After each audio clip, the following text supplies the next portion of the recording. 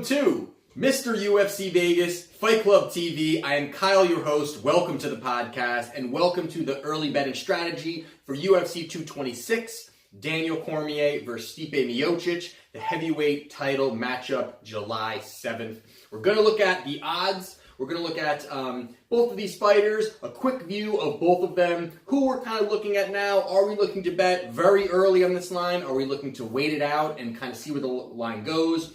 And just really an overall look at these two fighters. So let me know what you guys think on that as well as we go through this. Shoot me some comments, whether you're on one of these guys right now and saying, listen, I definitely believe that this guy's going to win, or I think this guy's going to lose. And give me some insight. We'll chat. We'll see how it goes. So now, before I even dive into both of these fighters, I had said, before that, Tony Ferguson and Khabib was the most important fight in the UFC.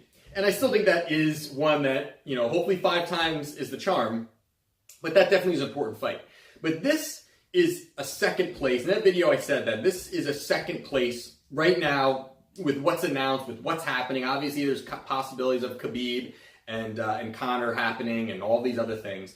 But looking at it as what's being announced, what's happening, this is right now the most important fight within the UFC. You've got Daniel Cormier, who is an all-time great, arguably one of the best ever within the sport. And then you've got Miocic, who is arguably the best ever heavyweight. And he's heading more towards a greatest ever as well in that category, of these guys being easily Hall of Famers, both of them. So being able to see this fight, being able to see these two guys go at it, right now, maybe we don't see the value in it as much, but years and years down the road, we're going to say, wow, you got a light heavyweight who is 20-1, basically undefeated because of the John Jones steroid, allegations, all these other things. You've got Stipe Miocic, who has the longest running winning streak ever in the heavyweight division, which is just unbelievable, being able to make that accomplishment and where he's headed in his career. So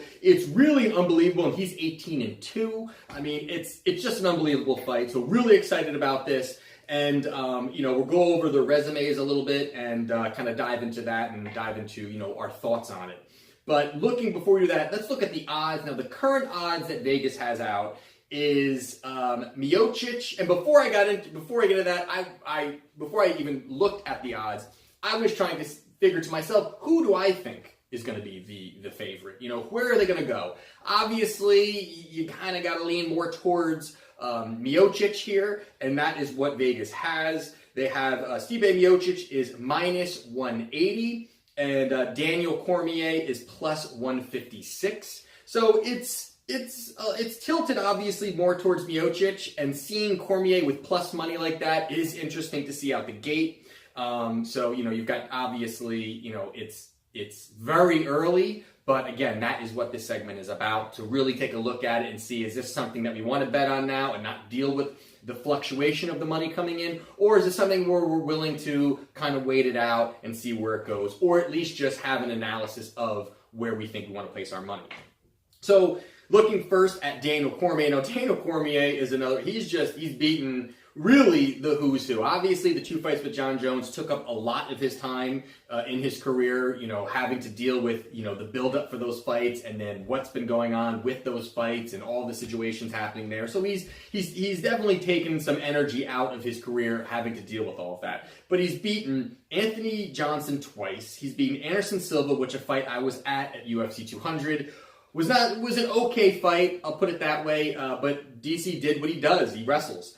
You got Alexander Gustafsson he beat, Dan Henderson, Frank Mir, Antonio Silva, Josh Barnett, and obviously there's others. And that's just a couple of them that he's beaten that are some really big names within the UFC. And even looking back further, Daniel Cormier has never lost as a heavyweight. So that's something interesting as well. Obviously there's other organizations he's been a heavyweight champion, as well as in Strikeforce he was a heavyweight champion and beat some big fighters there as well. So he's on that cusp of greatest ever. Without a doubt, he's on a cusp of greatest ever. And beating these guys here, it just shows where he's headed. And obviously, he has talked about in past fights, I'm not going up. I'm not going up. After he beat Ozdemir, he had said, there was rumors, is this fight going to be happening? And before it was announced, he said, these guys are big. And obviously Dana White wrote that check that made it quite appealing when it comes to the cash flow and decided to say yes to this. But I don't believe that that's something he doesn't believe in his ability. I think it's where he is in his career and figured, hey, what's the point of it? But such a massive fight, he took it. He got paid, he's getting paid. And it's, I think, a great spot for him at this point in his career where really, obviously, for the light heavyweights, it's a little bit tough because now they got to deal with their heavyweight, or their champion, fighting somebody else, and now they got to deal with the fallout of it, whether he wins, he loses, what's happening, how that's all going to be, just what's going to be happening once or if he becomes the champion in the heavyweight division. But now looking at Stipe. Now Stipe is 18-2, and you look at, I honestly think his resume of who he's beat is more impressive, actually, than Daniel Cormier. He beat, obviously, Francis Ngannou. He took out, and against Ngannou, I think that was a fight to me that I thought Stipe was really going to have some trouble with. I'd be honest with you, I really thought there was going to be more trouble there. Maybe I was on the hype train. Maybe I was, the lead person on that hype train. But Stipe did such an amazing job in that fight. He took a bomb early in that fight, and he just kept going like a champion. And that shows a lot from a guy like him, that he's able to, Ngannou, who is fresh in that first round, throwing his hardest punch, and the guy took it. That says a lot about a guy like that. So he beat Francis, he beat Junior Dos Santos, Alistair Overeem, Verdum, Arlovsky, and Mark Hunt. So those are, and then he lost, prior to that, he had lost to Junior Dos Santos in 2014, and his first loss ever was against Steven Struve in 2012. But if you look at the guys he's beat right there, the last 6 are impressive. I mean, those last 6 are very impressive. I mean, Junior Dos Santos, one of the top heavyweights, around. Overeem, world-class striker, Hall of Famer himself. Verdum, another guy who's been champion in multiple organizations. You've got Arlovsky, another guy that obviously he's taken a huge downturn because it's just, maybe it's, just where he is in his career at this point, that he's just not what he used to be. He's taken a lot of shots, that guy. But another huge guy that is just a big-name fighter. Mark Hunt, obviously another big-name fighter. He's beaten so many top-level guys. That is just very, very impressive to see that. Plus, on the fact that out of those 6 fights, 5 of them he won by knockout. Ngannou, I think he could have put him away at some point, but I think he played it. Once he realized how exhausted, they both were pretty exhausted, but how exhausted Ngannou was, he just sat there and just peppered him and easily won that in a landslide decision. But, again, you look at it, what a great accomplishment where he's done there.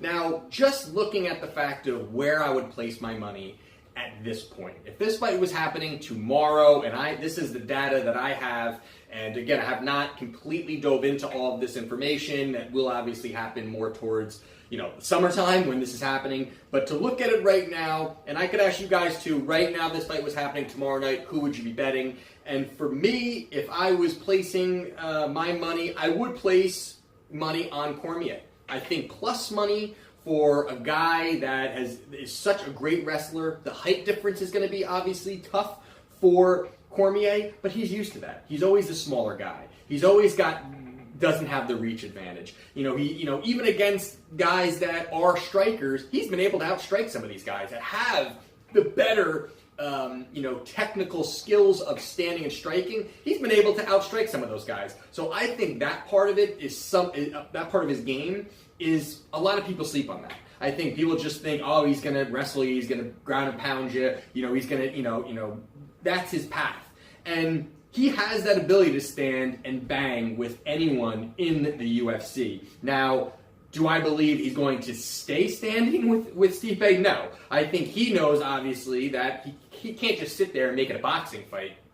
But he's going to be able to, and he likes to lunge forward, throw combinations, have his opponent block, and then go for the takedown. I think if he can get him to the ground, which obviously Miocic is a well-rounded fighter, you know, he could take the fight anywhere, and same thing with Cormier, which makes this even better of a fight, that they are both so well-rounded. But I would right now, at plus 156, I would put my money on Cormier. I think that he's got the opportunity to, and I see his path to victory. I see just a lot of takedowns and being able to grind out 5 rounds. I don't see anybody getting knocked out in this. I don't see anybody getting finished in this. I think they're both very hard guys to knock out. I mean, even with Cormier, I mean, against Jon Jones, he got crushed with a head kick. Crushed with it. And it was the reason why he was finished in that fight, but he was able to somewhat still be there. I mean, it wasn't like he got nailed and he just collapsed. I mean, 99% of the UFC fighters would be knocked out cold from that.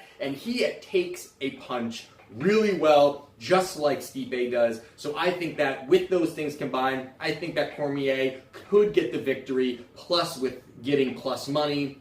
It's kind of where I would look to focus my money on. So let me know what you guys think. Wanted to get this out there on this early betting strategy, thinking of where we're going to put our money. It's a huge fight, so I wanted to do a video and just kind of get your opinions on that. Don't forget to like, comment, subscribe to this channel. It's a UFC and gambling channel all in one. This is Mr. UFC Vegas, Fight Club TV.